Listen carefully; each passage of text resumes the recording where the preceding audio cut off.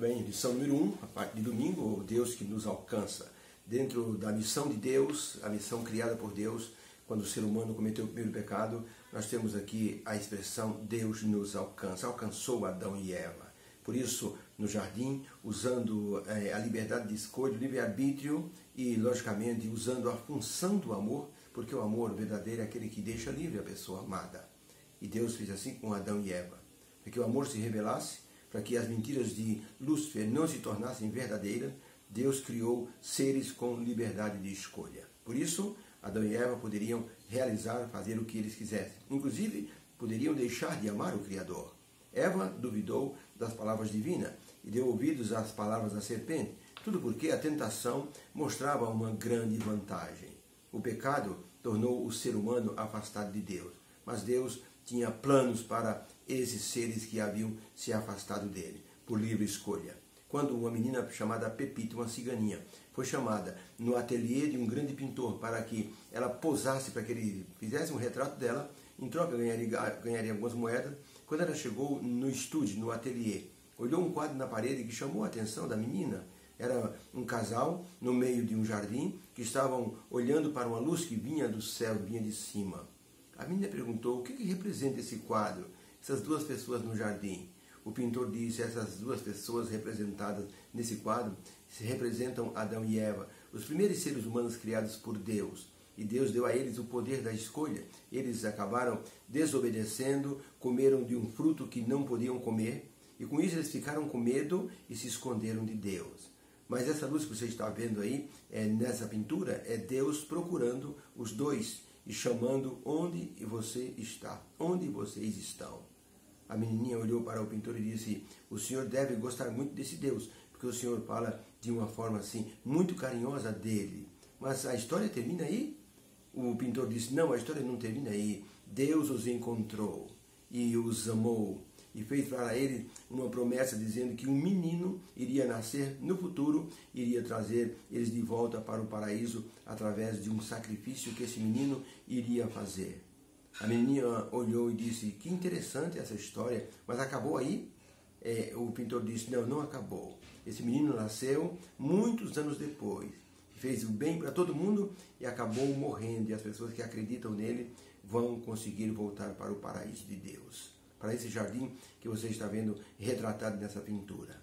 A menininha falou assim: eu gosto como o jeito que o senhor fala desse Deus maravilhoso. O senhor deve amá-lo muito. O pintor era um crente afastado e parecia que aquela menina era um instrumento de Deus, dizendo para ele a mesma pergunta que Deus fez a Adão: onde você está? Esse homem então resolveu voltar para a comunhão de Deus. Aceitou de novo Jesus no coração e aproveitou e evangelizou aquela pequena ciganinha, e agora os dois adoravam a Deus. Ellen White, no livro O Grande Conflito, na página 7, ela escreveu o seguinte: pelo plano da redenção, abriu-se um caminho mediante o qual os habitantes da terra podem ainda ter ligação com o céu.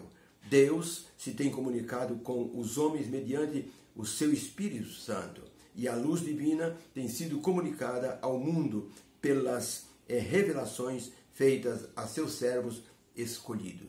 Por isso, é importante que nós vejamos nas mensagens divinas uma mensagem para o nosso coração. Deus nos procura sempre. Não somos perfeitos. Nós temos pecado a cada dia contra Deus. Temos feito nossa vontade. E quando chega no final do dia, é como se Deus estivesse perguntando: onde você está? Temos que ter comunhão com Ele. Temos que nos ajoelhar. Temos que confessar aquilo que pecamos, como Adão confessou diante de Deus. E Deus com certeza vai nos mostrar Jesus como o grande livramento e a cura para o pecado. Pergunta número 1. Quais as palavras ditas por Deus a Adão após o pecado? E como essas palavras se tornaram verdadeiras até o dia de hoje? Vamos ler Gênesis capítulo 3, verso 9 em diante, diz assim: e chamou Deus, o Senhor, a Adão, dizendo: onde estás? E ele disse: ouvi a tua voz soar no jardim, e como estava nu, eu fui me esconder. E Deus disse: quem te mostrou que estavas nu? Comeste tu da árvore que eu te ordenei que não comesses? Então disse Adão: a mulher que o Senhor me deu por companheira, ela me deu do fruto e eu comi. E disse o Senhor Deus à mulher: por que fizeste isto? E disse a mulher a Deus: a serpente me enganou e eu comi. Então o Senhor Deus disse à serpente: porquanto fizeste isto, maldita serás mais do que todos os animais do campo, mais do que todas as feras, porque sobre o teu ventre andarás e pó comerás todos os dias da tua vida. E porei inimizade entre ti e a mulher, e entre a tua semente e a semente da mulher. Este te ferirá a cabeça e tu lhe ferirás o calcanhar. Pergunta: que palavras Deus disse a Adão que se tornaram verdadeiras até o dia de hoje? As palavras foram: onde estás? Mostrando o interesse divino para o pecado, para com o pecador, e providenciando para esse pecador uma saída para a situação, o estado em que ele se encontrava agora. E hoje Deus procura o pecador e lhe oferece também a mesma salvação através de Cristo Jesus. A pergunta de Deus, onde estás, não significava que Deus tinha desconhecimento do paradeiro de Adão. Deus sabia onde Adão estava. Ele só queria que o ser humano pensasse, refletisse e ele mesmo se aproximasse de Deus para confessar o seu pecado, aquele que haviam praticado.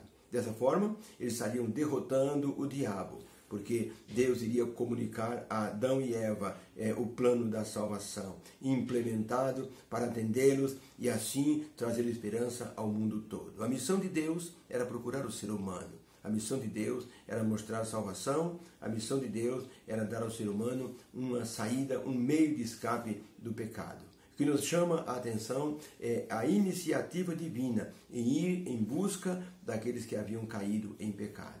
Deus poderia ter os abandonado no jardim, sem nenhum tipo de explicação, mas Deus é um Deus de amor e Ele foi atrás das suas criaturas. Ele os criou e Ele os amou e os salvou. Henrique era um belo jovem com um futuro promissor, mas envolveu com alguns amigos e logo estava envolvido com drogas. Saiu de casa sem paradeiro e foi morar em lugar incerto. Seu pai ficou muito preocupado, nunca se conformou com a saída do filho. E assim, depois de algum tempo, começou a procurar o filho pela cidade. Andou muito, andava à noite procurando o filho, chamando pelos becos escuros. Até que, numa noite, ao passar por um beco chamando o nome de Guilherme, ele ouviu, o nome de Henrique, perdão, ele ouviu um sussurro respondendo ao seu chamado.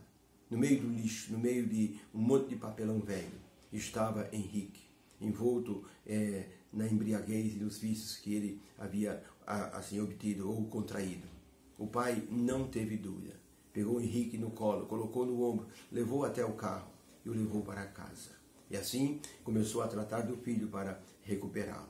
Podemos dizer que Deus, ao ver o ser humano caído no meio do pecado, Deus também pegou Adão e Eva no colo e os levou para um lugar seguro, para que eles pudessem então, através da solução divina, da missão divina, começar a enxergar a salvação. Por isso, podemos dizer: louvado seja o nosso Deus, que nos alcançou através do plano da salvação.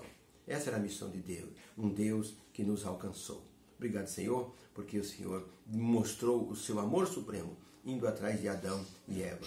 Senhor, mostra o seu amor para conosco também. Dê a tua bênção sobre nossos corações, nos ajude a nos livrarmos do pecado pelo teu poder. No nome de Jesus pedimos. Amém.